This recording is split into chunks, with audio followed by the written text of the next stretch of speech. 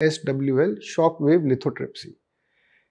इसके लिए हम मरीज को समझाते हैं कि आपका किरणों के द्वारा पत्थरी को हम मशीन में एक्सरे मशीन जिसको सियाम बोलते हैं या अल्ट्रासाउंड के द्वारा फोकस करते हैं, बाहर से उस पर किरणें फोकस करते हैं जिससे कि वो पत्थरी टूट जाती है और चूरा चूरा होके मूत्र मार्ग से बाहर निकलती है। ये तरकीब पत्थरी निकालने की डिसाइड करने से पहले कुछ जांचें जरूरी है। नंबर 1 CT स्कैन, ताकि पता चले कि पत्थरी कितनी सख्त है। अगर बहुत ज़्यादा सख्त पत्थरी होगी तो वो शॉक वेव से टूटेगी नहीं और आप ज़बरदस्ती उसमें टाइम अपना ज़ाया करेंगे। नंबर 2, आपका किडनी फंक्शन नॉर्मल होना चाहिए। यदि किडनी फंक्शन नॉर्मल है तो ही इस तकनीक को हम इस्तेमाल कर सकते हैं।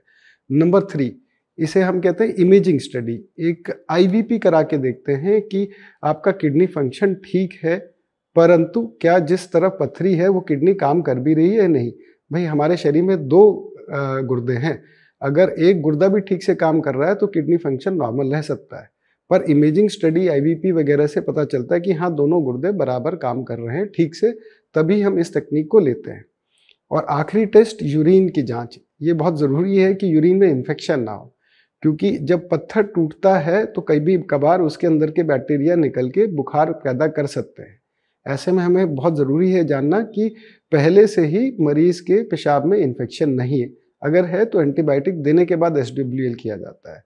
ये कम से कम 3 या 4 सेशन इस तकनीक के लगते हैं पत्थर के टूटने के, और फिर ये मूत्र नली के रास्ते से छोटे छोटे टुकड़े मूत्र मार्ग से बाहर आते हैं। हर सेशन से दूसरे सेशन की दूरी कम से कम 3 से 4 हफ्ते रखनी चाहिए।